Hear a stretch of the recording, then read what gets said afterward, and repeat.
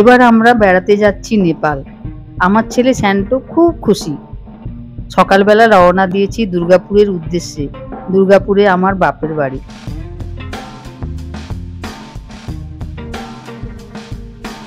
দুর্গাপুর এসে পৌঁছেছিলাম দুপুরে।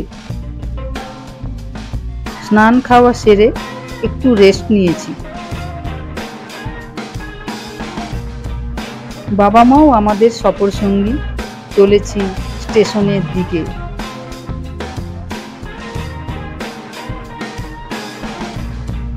সন্ধ্যে 7:15 নাগাদ ট্রেন দুর্গাপুর স্টেশনে আসবে।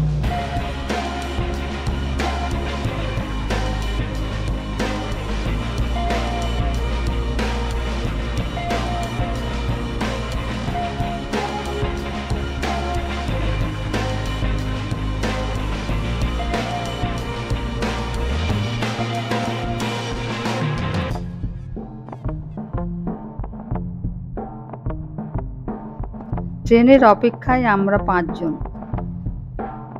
দেখুন বাঁ দিক থেকে পরপর স্যান্টোর বাবা, স্যান্টো, আমার বাবা, মা আর আমি। দেখুন আমাদের ট্রেন প্ল্যাটফর্মে এসে গেছে। ট্রেনে উঠে সবাই বসে গেলাম। ট্রেন ছাড়বে কিছুক্ষণের মধ্যে। স্যান্টোর তো আনন্দের সীমা নেই দেখছি। হ্যাঁ, সবাই তো খুব খুশি। আমাদের train Mithila express Durgapur station ছেড়ে এগিয়ে চলেছে। দেখুন দুর্গাপুর স্টেশন ছেড়ে যাচ্ছে ট্রেনটি। কত সুন্দর লাগছে জানলা দিয়ে বাইরের এই চলমান দৃশ্য।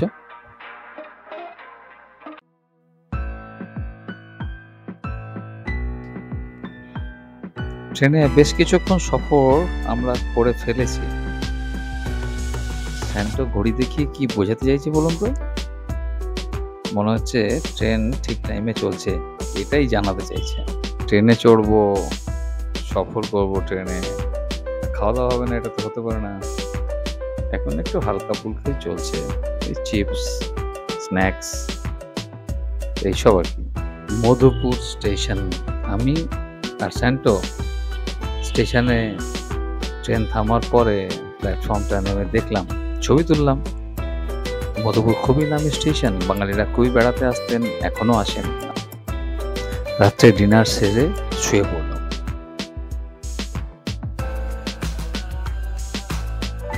আমরা প্ল্যাটফর্মে নেমে দাঁড়িয়েছি। দেখুন আমাদের ট্রেনটা। এটা সাগরলি স্টেশন। এখানে আমাদের ট্রেন অনেকক্ষণ ধরে দাঁড়িয়ে আছে। খবর নিয়ে জানলাম এখানে থেকে আমাদের ট্রেন উল্টো দিকে যাবে, রক্সহোলের পথে।